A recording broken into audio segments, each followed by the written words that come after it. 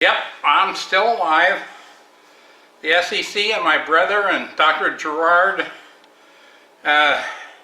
did not make me go away. Of course, they made development on the engine in the United States go away, but oh well, not my fault. Anyway, we have collected all of the stuff from the old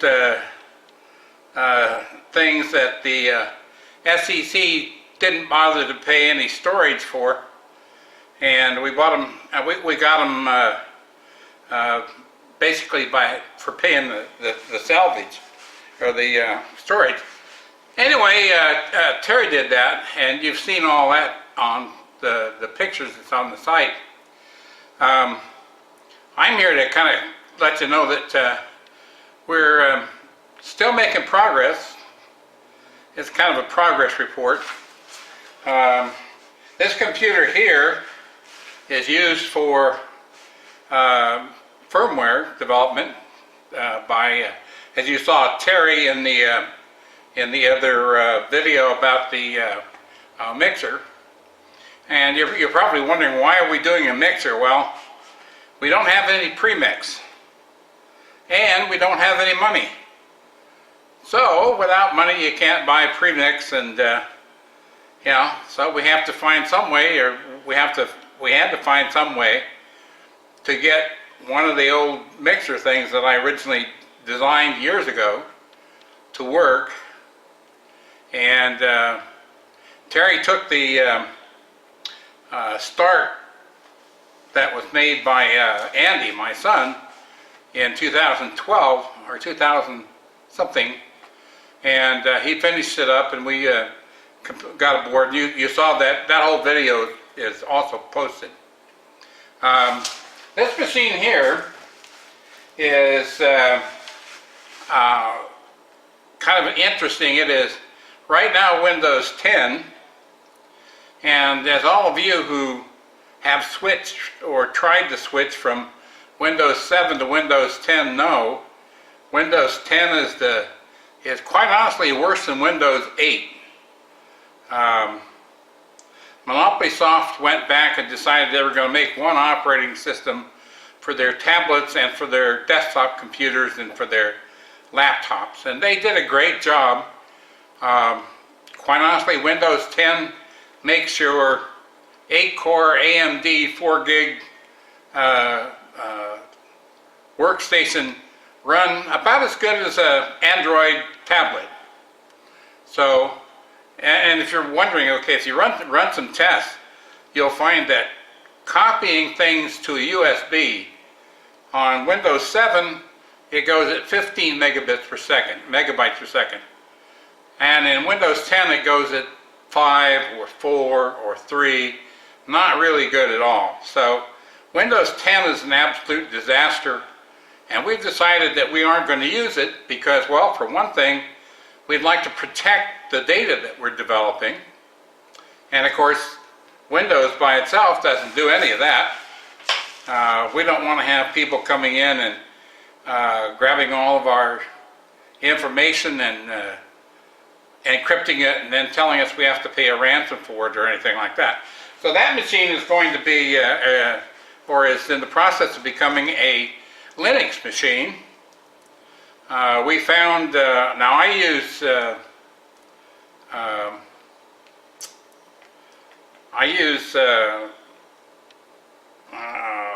hello. Anyway, I use, anyway, 9.2. Anyway, I use a PC board layout and schematic capture tool that was actually done for XP, and actually it runs great on XP, and it works all right on Windows 7 too. Okay, no, I wasn't a big happy fan when they got rid of XP, but it turns out that Altium makes a PC board layout set that runs in Linux. And it turns out that some of the other CAD/CAM people are getting smart, and they're switching over and making their stuff available in Linux now too. So that's what's going to be over here. When we're done, there will be no Monopoly Soft here, except that we are going to run virtual machines. And in the Linux, you can run a virtual machine, and basically what we're going to do is we're going to put Windows 7 in the virtual box, and that way if we need to run something in Windows 7, which I really don't know what it would be right now, we'll have that available to us. I have to understand that the other thing about going to Linux is that we get all of the free software like LibreOffice and the rest of that, which we can use for all of our spreadsheets and documents and everything else, and it doesn't cost us anything, and it updates free, and you know, we're not paying Bill Gates to do what he did when he created DOS.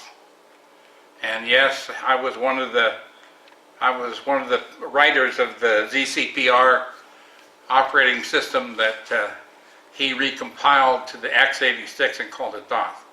But we won't get into that part. That's just history. In any case, okay, so we've done a very large amount of things here, getting things ready to go.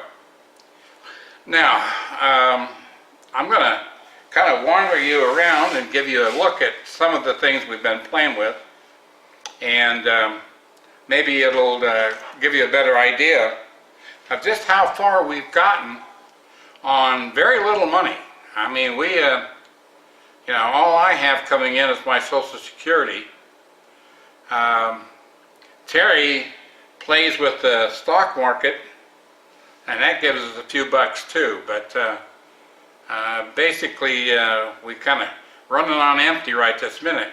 We've got people who want to fund us coming from from China and from Russia and from several other countries, but their funders, the people who give them money, have been kind of hung up, basically because of the Fuhrer in Washington, D.C., that you probably all know well about, because after all, we've never had anybody in history lie to the American public quite like him. But in any case, that may happen over the next few weeks, and if it does, then things here will go quite fast. Right now, if we're lucky and everything goes well, we might have a recreation of the 2013 running engine up and running for tests by December or January. Of course, it'd be faster if we had a lot of help, but we don't. So, in any case, for those of you who are wondering, the 2013 engine did run. I even said so in my deposition, and but I also made sure that none of the information from that was available so that they could go and give it to Clean Energy and my brother and Dr. Gerard. I think they got a good deal of nothing, and I hope that it helped them a lot, because I've noticed that they're still out there creating videos that are strobe lights in the back, making it look like it flashes and things like that. In any case, okay, let me give you a walk around here.